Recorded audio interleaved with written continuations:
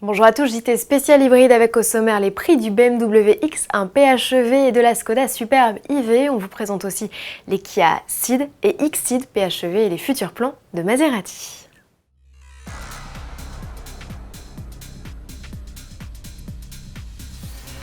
La carrière du X1 hybride rechargeable est officiellement lancée. BMW ouvre le carnet de commandes de cette motorisation qui l'associe pour la première fois à son SUV compact.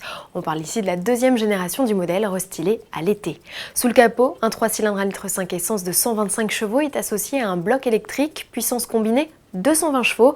Le X1 xDrive 25i de son petit nom profite d'une transmission intégrale et d'une boîte automatique à 6 rapports. Sa batterie d'un peu moins de 10 kWh lui autorise sur le papier de parcourir 57 km, tablé sur un peu moins dans la réalité.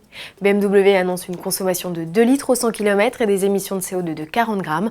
Proposé avec un équipement complet comprenant clim bizone, radar de stationnement ou régulateur de vitesse, le X1 hybride est affiché à 46 500 €.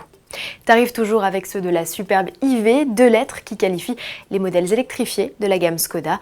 Pour la première fois proposés en hybride rechargeable, la berline et le break restylé s'affichent à respectivement 39 950 € ou 41 050 €. Mécaniquement, les modèles associent un 4 cylindres turbo-essence à un moteur électrique pour une puissance totale de 218 chevaux. La batterie lithium-ion de 13 kWh offre une autonomie en mode zéro émission à l'échappement de 56 km selon le nouveau cycle WLTP, protocole qui se veut plus réaliste de nos trajets quotidiens.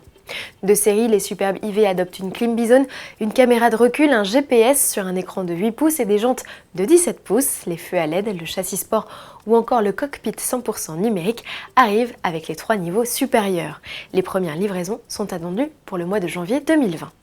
Année 2020 qui verra également débarquer les Ceed et X-Ceed PHEV. Pour l'heure, seul le Niro pouvait associer un moteur thermique à un électrique. La berline, le break et le crossover profitent de la même mécanique que le SUV citadin.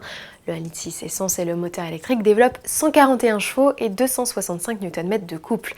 Ici, seules les roues avant sont entraînées par l'intermédiaire d'une boîte double embrayage à 6 rapports. L'autonomie en tout électrique tourne autour des 60 km. La greffe d'une batterie, aussi compacte soit-elle, ampute sérieusement le volume de coffre. Il est presque 1,5 fois plus petit sur la berline et sur le break. Les tarifs de ces modèles, reconnaissables à leur calandre pleine, leurs jantes au design spécifique ou leur badge éco-plugin, seront annoncés dans les prochaines semaines.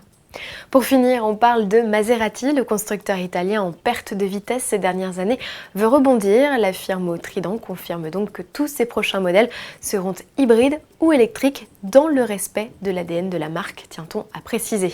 Le premier modèle 100% électrique du constructeur est attendu en 2020. Il s'agira d'une supercar assemblée à Modène. En 2020 également viendra aussi la Ghibli hybride, puis suivra un nouveau SUV. Enfin, la nouvelle génération électrifiée des Gran Turismo et Gran Cabrio est également dans les tuyaux. À demain, avec en tête d'affiche nos premières impressions au volant de la Peugeot 208.